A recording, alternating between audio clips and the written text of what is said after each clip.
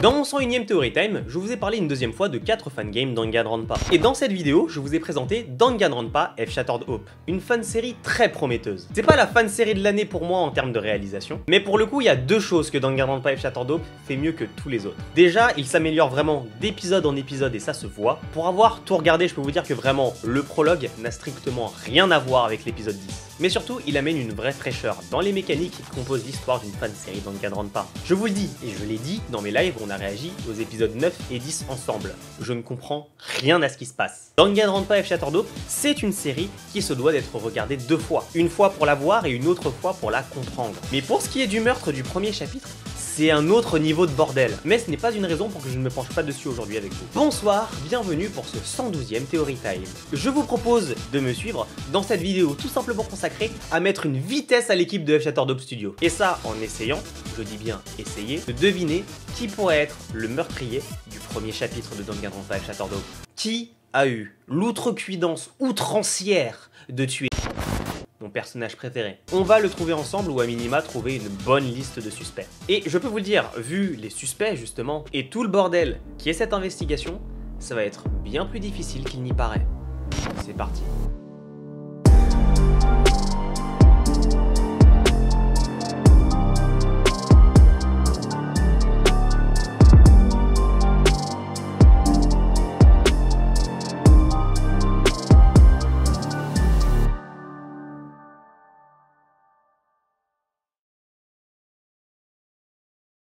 Vous vous en doutez, contrairement à mon 101ème Theory Time sur 4 fangames Danganronpa partie 2, je vais devoir révéler dans cette vidéo qui est la victime du chapitre 1. Si vous n'avez pas vu Danganronpa F Shattered Hope, un bon conseil, allez le voir avant de regarder cette vidéo. Mais si vous décidez quand même de rester, c'est à vos risques et périls.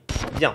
La première victime de Danganronpa F Shattered Hope, c'est Rox, l'ultime journaliste. L'heure de sa mort est estimée à 1h45 du matin. Et toujours d'après le rapport de Roule, Rox serait morte par pendaison. Elle possède cependant d'autres blessures, comme des bleus sur le bras gauche, des brûlures sur le poignet et un traumatisme crânien à l'arrière de la tête. La scène de crime donne l'impression qu'il y a eu un combat entre deux personnes. On peut également retrouver des débris dont on ne sait pas trop quoi, et du sang sur deux meubles différents, bien que Rox n'a pas l'air d'avoir de blessures ayant saigné. C'est déjà beaucoup, mais ça peut pas nous aider à vraiment réduire la liste de suspects malheureusement. Pour commencer, penchons-nous sur les alibis de tout le monde, tout du moins ceux qu'on a pu récupérer. Et rappelons déjà que la veille du meurtre, Enigma, le personnage principal, a été attaqué et donc était évanoui pas si loin que ça de la future scène de crime. Et il a été retrouvé par Rock. Corza était endormi dans sa chambre. Scarlett également. Grisp méditait dans sa chambre et n'a ouvert la porte qu'une seule fois mais n'a vu personne. La nuit précédant le meurtre, il a parlé avec Pocket. Et en arrivant au niveau du réfectoire, il a senti l'odeur de l'alcool et a décidé de se rendre dans sa chambre. Tandis que Pocket a rejoint le groupe se trouvant à ce moment-là dans le réfectoire. Il a tout de même discuté avec Scarlett. Mais globalement, les deux peuvent corroborer leurs alibis. Néanmoins, Scarlett a vu Twin avant que tous les autres arrivent, pendant qu'Enigma était lui en train de faire la vaisselle au niveau du réfectoire. Scarlett peut donc affirmer que l'attaque d'Enigma n'a pas pu être l'œuvre de Grisp, de Council, de Twin, de Corza ou d'elle-même. Pareil pour Morai Teru, puisque Scarlett ne l'a pas vu quitter sa chambre. Mais deux personnes ne sont pas allées dormir et ont quitté le dortoir. Rock et Pocket. Morai Teru était d'après elle bien en train de dormir. Après, on peut aussi parler du fait, si vous voulez, que Morai Teru pense que Yaxi a attaqué Enigma. Pour l'alibi de Pocket, il était bien en train de dormir, mais celui de Council est plus intéressant. Elle a vu Pocket tard dans la soirée dans les dortoirs. Et il avait l'air agité. Rock a trouvé Enigma à 22 h d'après ses dires, et a quitté le dortoir, où étaient Ricci et les autres, vers 21h45. Cross l'aurait d'ailleurs vu cacher quelque chose qu'il aurait pris dans la poche de Rox, mais la fouille de sa chambre n'a rien donné. Toujours côté Rock, la Body Discovery Announcement n'a été jouée que lorsque lui est rentré dans la pièce. Cross et Anon, qui sont arrivés après, sont donc,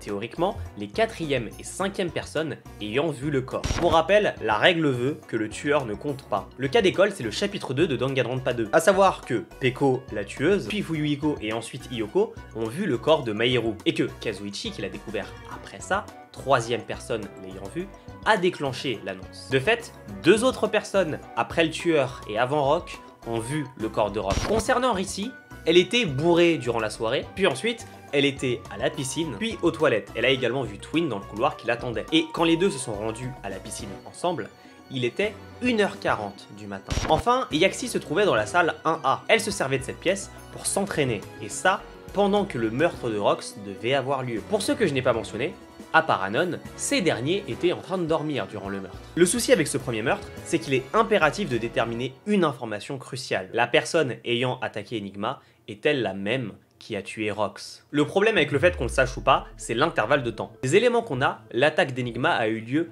avant 22 h d'après Rock. Ce qui nous laisse donc, d'après ce que j'ai dit, que 3 personnes. Yaxi, Cross et Anon. D'ailleurs, j'en profite pendant la vidéo. Si vous souhaitez avoir l'ensemble des éléments et des preuves qui seront utilisés du coup pour le procès, je vous mets le lien en description d'un document qui comprend tout. Pas moi qui l'ai fait, mais c'est très utile pour le coup. Déjà, je ne pense pas que ce soit Anon, pour la simple et bonne raison qu'il aurait, théoriquement, l'ultime on sait même pas s'il a un talent plot armor. Et surtout qu'on n'a pas pu savoir encore ce qu'il faisait et où il était durant le meurtre, en fait, durant toute la soirée. Mora Iteru, elle, suspecte énormément Yaxi d'avoir assommé Enigma. Ce qui pourrait être totalement vrai, étant donné qu'elle a suffisamment de force pour assommer quelqu'un à main nue. Mais pour moi, c'est possiblement un mensonge de Mora Iteru. En fait, j'ai l'impression que tout vise Yaxi, parce que c'est la plus à même d'avoir tout fait. Et vous le savez que lorsque dans un procès, avant même son début, la culpabilité de quelqu'un est quasiment avérée, c'est que la personne accusée n'a rien fait. Il ne reste donc que Cross. Effectivement, peut-être a-t-il assommé Enigma, mais je n'y crois pas, étant donné que son alibi pour le meurtre est ok tiers. De fait, ça n'aurait aucun intérêt. Sauf que je viens d'éliminer tous les potentiels suspects là. Du coup, c'est comment? Bah, il reste tout de même une personne. Rock. Je trouve quand même qu'il a vraiment pas de chance d'avoir trouvé et Enigma évanoui et le corps de Rox. En fait, il faudra avoir confirmation au procès qu'il a bien déclenché la Body Discovery Announcement. Et ça permettrait d'assurer son innocence. Deuxième chose importante à savoir, et ça concerne la scène de crime, y a-t-il eu une altercation dans la salle 1B? Elle est insonorisée, et Yaxi qui se trouvait dans la salle d'à côté n'a rien entendu. Donc c'est théoriquement possible. Mais dans ce cas-là, ça veut dire que soit quelqu'un a résisté à Rox, soit Rox lui a résisté. De plus, il faudrait donc considérer que les blessures sur le corps de Rox proviennent de cela, mis à part le coup derrière la tête, qui pour le coup ressemble au modus operandi de l'attaquant d'Enigma. Maintenant, je vous propose une première conjecture assez simple. Rox a protégé quelqu'un du meurtrier, et très probablement Rissi selon moi. Enigma et Rox ont tous les deux été attaqués à l'arrière de la tête. Il est possible que le tueur, si on considère qu'il s'agit de la personne qui a attaqué Enigma, comptait également s'occuper de Rissi, qui je le rappelle était avant Soul, et qui était également hors du dortoir aux alentours de l'heure de la mort de Rox. Il serait peut-être possible que Rox ait su que quelqu'un allait tenter d'attenter à la vie de Rissi ce soir-là, ou à la vie de n'importe qui en soi d'ailleurs. Si on prend le cas spécifique de Rissi, c'est alors Twin le plus suspect. Et quand on y pense, s'il a vu Rissi sortir du dortoir, comment expliquer que Rissi, qui est sorti du dortoir jusqu'à la piscine, puis est retourné aux toilettes avant d'aller à la piscine avec Twin cette fois, ne l'ait pas croisé en revenant la première fois? Rissi est peu claire sur ce point d'ailleurs. Elle ne précise pas si elle a été jusqu'à la piscine, mais si Twin l'a suivi, elle aurait dû le croiser avant. Peut-être que oui, Twin avait prévu de la tuer, mais qu'il aurait dû se rabattre sur Rox, qui l'aurait vu. Pouvant expliquer d'ailleurs pourquoi il n'aurait rejoint Rissi qu'à la sortie des toilettes. Et de fait, lui conférant pour le meurtre un bon alibi. Mais là où ça tient moins, c'est qu'il ne peut pas avoir attaqué Enigma. Il était dans le dortoir et l'information est corroborée par Scarlett. Mais ça reste pour l'instant, selon moi, le plus suspect. Reprenons autre chose. Un troisième point lié à l'altercation en salle 1B. C'est de savoir si le tueur a été blessé. Rox n'a pas de plaie ayant saigné. Donc toutes les traces de sang présentes dans la salle 1B ne sont probablement pas les siennes. On peut effectivement penser qu'il y a eu une altercation et que le meurtrier présente une blessure qui à ce moment-là a saigné. Mais j'ai du mal à croire que ça soit la résultante d'un combat, à vrai dire. J'ai une autre conjecture assez saugrenue à vous proposer. Et pour comprendre d'où elle pourrait venir, il faut qu'on reparle de Danganronpa Trigger Happy Havoc. Durant le chapitre 1, Léon a tué Sayaka, on le sait. Mais il a aussi détruit la boule de cristal de Yasuhiro Hagakure dans le processus, pour s'assurer de pouvoir détruire les preuves de son méfait. De plus, lorsqu'il a été demandé à Council pourquoi elle n'arrivait pas à savoir qui était le meurtrier via ses pouvoirs de divination, cette dernière n'a rien expliqué. Il y a bien un monde où Council est l'ultime charlatan plus qu'autre chose. Mais il y a aussi un monde où quelqu'un a jeté sa boule de cristal sur l'arrière du crâne de Rox, expliquant donc sa blessure à la tête. Imaginons cela. Le tueur repère Rox dans la salle 1B, lui lance la boule de cristal subtilisée à Council, si c'est bien son objet unique,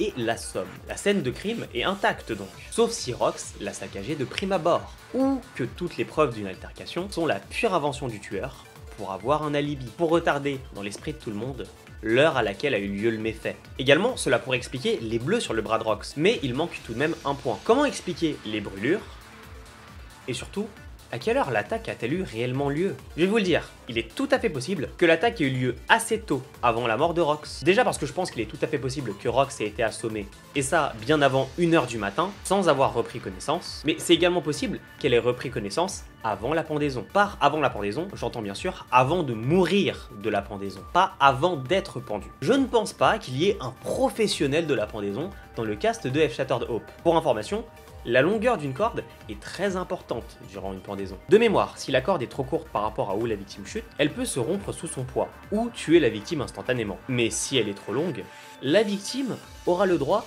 à une lente et une douloureuse agonie. De fait, au lieu d'effectuer une pendaison dite long drop, le résultat, c'est une pendaison à faible hauteur, entraînant non pas une mort instantanée, mais une mort plus lente, et un long moment avant de perdre définitivement connaissance pour la victime. Si Rox a justement été victime d'une pendaison à faible hauteur, et qu'elle s'est réveillée avant ce moment où son corps lui aurait définitivement fait perdre conscience. Peut-être est-ce pour ça que la corde est abîmée, et peut-être est-ce pour ça qu'elle a des traces de brûlure sur les poignets. Peut-être est-ce le signe de son dernier moment de lutte, avant de ne plus pouvoir rien faire. L'avantage de penser comme cela, c'est que cela veut dire que le meurtre de Rox peut avoir eu lieu non pas aux alentours d'1h45 du matin, mais sur une plage horaire bien plus large, pouvant je pense aller de minuit ou 1h du matin à 1h45 environ. Et là, il y a moins d'alibis qui tiennent d'un coup. Certes, Twin est suspect, mais s'il a un alibi clair jusqu'à 1h35, ça réduit les chances que ce soit bien lui. A vrai dire, je ne sais pas si la pendaison de Rox ait pu avoir lieu même avant 1h du matin. Peut-être aurait-elle eu lieu plus proche de l'attaque d'Enigma, vers 23h, minuit. Et je pense que justement, si c'est le cas,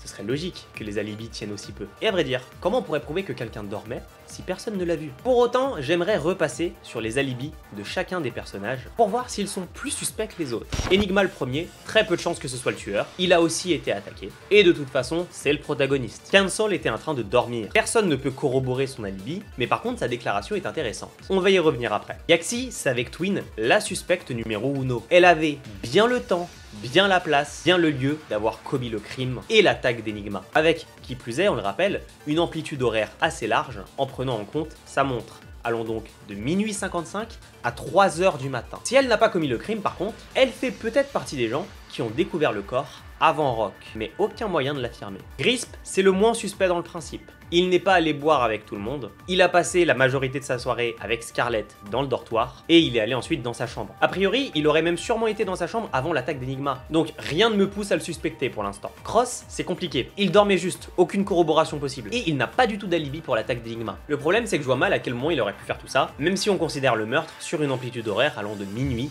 à 1h45 du matin. Mais il reste haut dans la liste des suspects. Scarlett, même constat pour Grisp. C'est d'ailleurs l'une des rares à pouvoir corroborer les alibis de tout le monde par rapport à l'attaque d'Enigma. Aucune raison de la suspecter pour moi cette fois-ci. Personne n'a vu Morai Teru. Personne. C'est celle qui parle le plus de survie. Et elle est bien, je le rappelle, sur le cul d'Yaxi. Peut-être parce qu'elle a peur de mourir si tout le monde se trompe en accusant quelqu'un d'autre. Ou si tout le monde a raison en l'accusant à elle. Néanmoins, Scarlett ne l'a pas vu sortir de sa chambre pour autant durant l'attaque d'Enigma.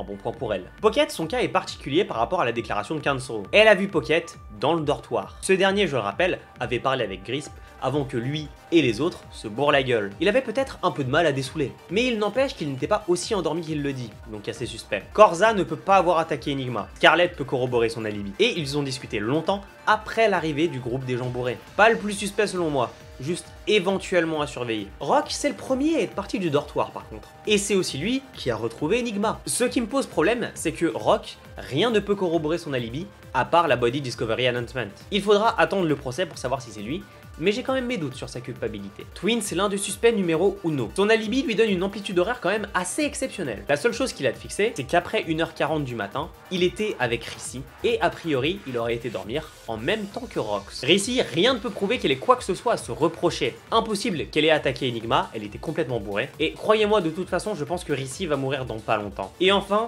Anon. Aucun alibi. Aucune information. Personne ne l'a vu. Allez savoir où il était, mais selon moi, son alibi et sa déclaration vont sûrement faire tourner le procès dans un sens ou dans l'autre. Je pense qu'il a au moins une information que l'on n'a pas. Et il est même possible que ce soit le deuxième à avoir vu le corps de Rox, mais que lui n'ait rien dit. Mais en attendant, vous savez qui je suspecte le plus. Twin, Pocket, Cross et Yaxi. Intervention surprise, musique d'Ace Attorney s'il vous plaît.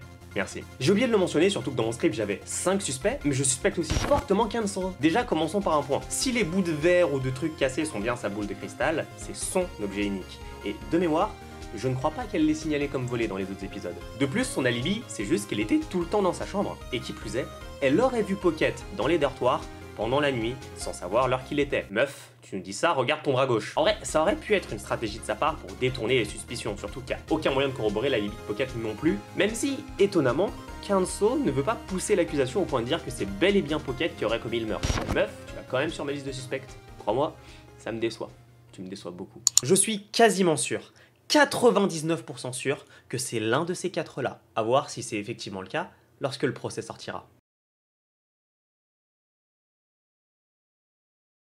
Voilà, c'est tout pour ce 112e Theory Time sur le meurtrier du chapitre 1 de Danganronpa F Shattered Hope. J'espère qu'il vous aura plu. Pour le coup, sans prendre en compte ce qui était sorti avant l'investigation est un énorme banger. Heureusement que j'ai voté pour qu'elle sorte. Et un immense bravo à Crosspao et à Morai Itero. Et à toute leur équipe d'ailleurs, parce que le résultat était loin d'être ce que je m'attendais, très loin même. Vous avez réussi à me faire douter d'une grande partie des personnages du cast, franchement bravo. Si vous ne connaissiez pas Danganronpa F Shattered Hope, qu'est-ce que vous faites là? Mais n'hésitez pas à aller découvrir leur contenu, tous les liens sont dans la description. Dans tous les cas, quand le procès sortira, on y réagira ensemble en live sur twitch.tv/HunterShrine. Et je suis aussi en live tous les lundis à 19h30, sauf pendant le mois d'août. Étant donné que nous sommes à la fin du mois de juillet, je vous souhaite à tous de bonnes vacances. Profitez bien de votre mois d'août. Je vais essayer de me reposer, mais j'ai quand même pas mal de choses à faire et pas mal de choses qui doivent sortir à la rentrée. C'était Hunter, on se retrouve en septembre pour de prochains Theory Time. Ciao.